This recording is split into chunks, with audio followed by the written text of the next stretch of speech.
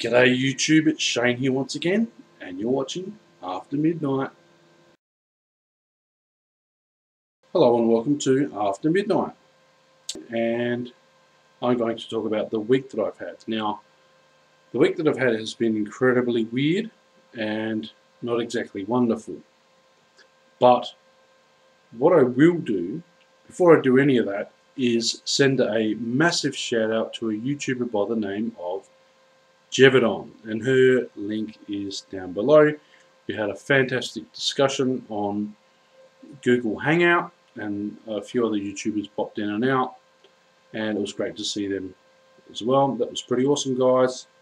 Excellent stuff. Now, for the last week, I've had to work at the cricket, the Australia versus India game, cleaning before, during, and after the game. And that meant 13-hour shifts from 10 o'clock in the morning to 11 o'clock at night. Now, because I had to start at 10 o'clock in the morning, I didn't have a whole lot of time to pay bills and things that were due. And that meant getting to Adelaide early and then trying to find somewhere where I could actually pay my bills. So what I wanted to do on Monday morning was get to the Adelaide campus, Adelaide UniSA campus, the City West campus on North Terrace. So I thought I'll catch a train into Adelaide and then catch a tram to the campus. Fine.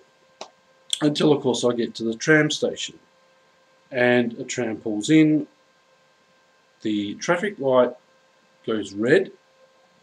I get the walk signal. I run across the road and run up to the tram, press the door button, and the doors don't open. So they remain shut. Now, I'm thinking, okay, maybe I've just missed the tram. You would think that the tram driver would wait, having seen that the tram had just pulled in when the lights had changed for me to walk across the street. You'd think that the tram driver would be able to wait, that extra 30 seconds. The tram takes off. And I'm a little bit disappointed. Okay, maybe, and I justified it. I was just a little bit too late. Maybe it was just a really bad tram driver. Anyway, I have to walk. So I have to walk like 5 minutes to the campus. I do what I've got to do, and half an hour later I'm ready to catch a tram back.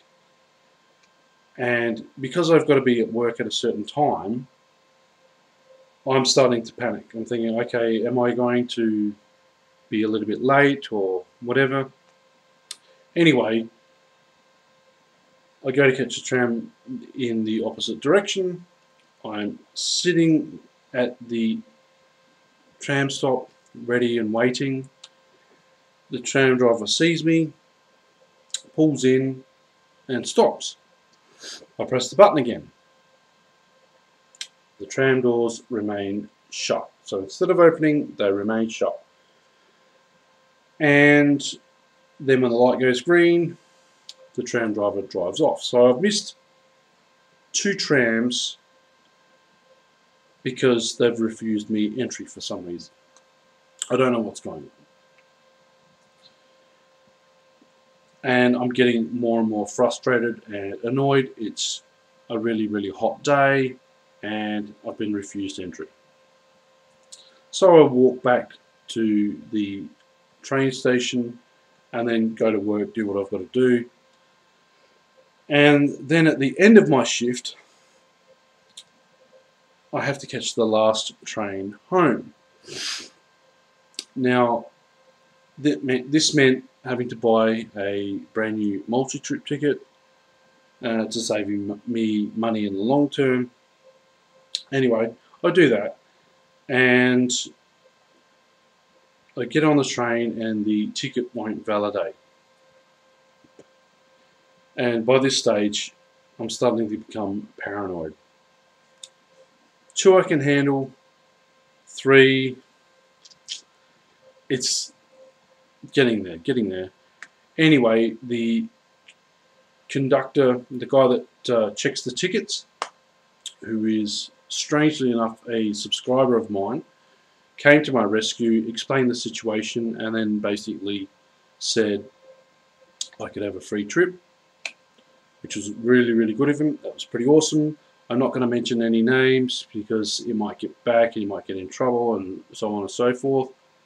But it's always good to have friends here in Adelaide and YouTube in certain positions who can help when things go wrong, and that's fantastic. So that was 3 little weird things that happened.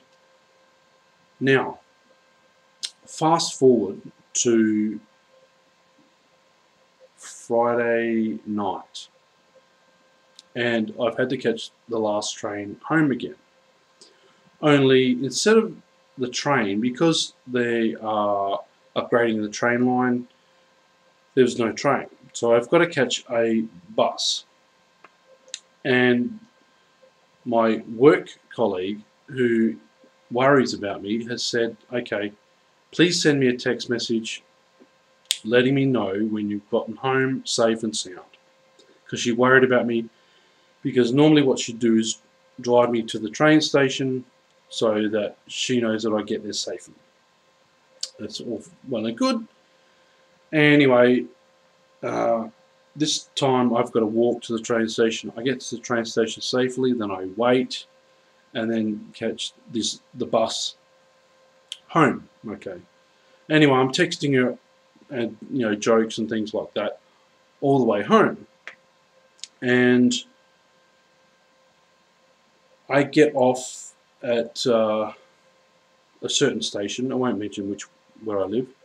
And I get off and I head to a petrol station that has like a Subway sandwich restaurant. Anyway, long story short, I grab something to eat. I help a woman who'd been kicked out of home or whatever, an abusive relationship. She was sleeping in the train station toilets. So I gave her $10. Now some people say you shouldn't do that. I just thought, look, she was in distress, and it was just to give her something to eat. I've just been working like 5 days straight, so I'm going to be earning a fair bit of money, and why not help somebody else out?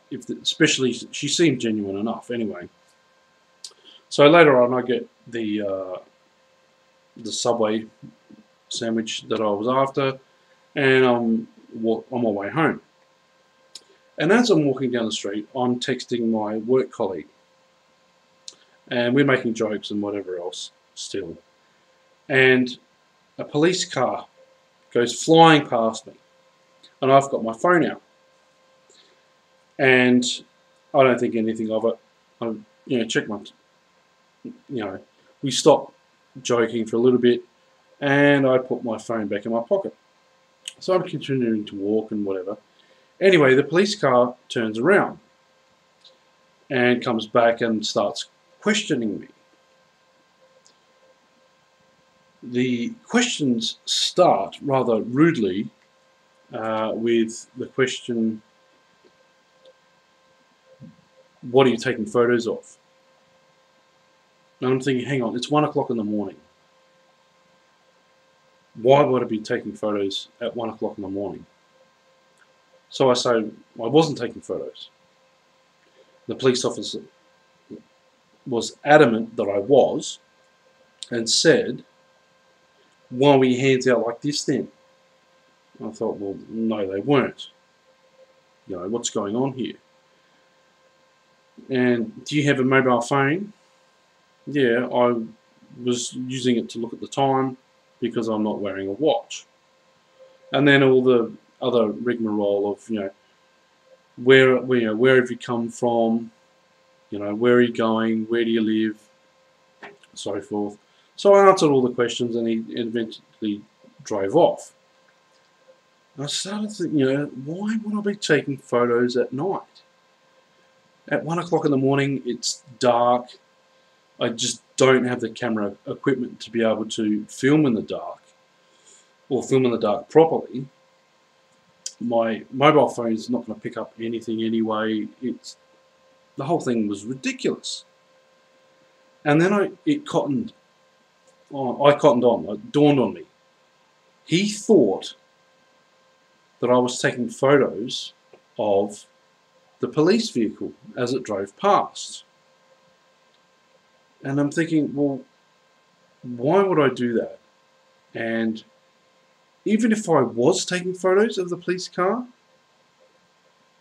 why would he be paranoid about that? There's no law against taking a photo of a police vehicle that I know of. Who knows, the laws may have changed. We may no longer be a democracy in Australia, I don't know. But the fact that he was paranoid that somebody was doing that makes me wonder what was going through his head. I'm walking down the street and I'm less than 2 minutes away from my house, and I'm getting harassed by police officers. So it was just really surreal and just really weird. But there you go. What do you think? Leave a comment down below. Have you ever been harassed by police and accused of weird stuff? Let me know. I'd really, really love to know, and hopefully I'm not the only one here. Anyway, thank you very much for watching and listening, and I'll see you again on the next edition of After Midnight. Bye for now.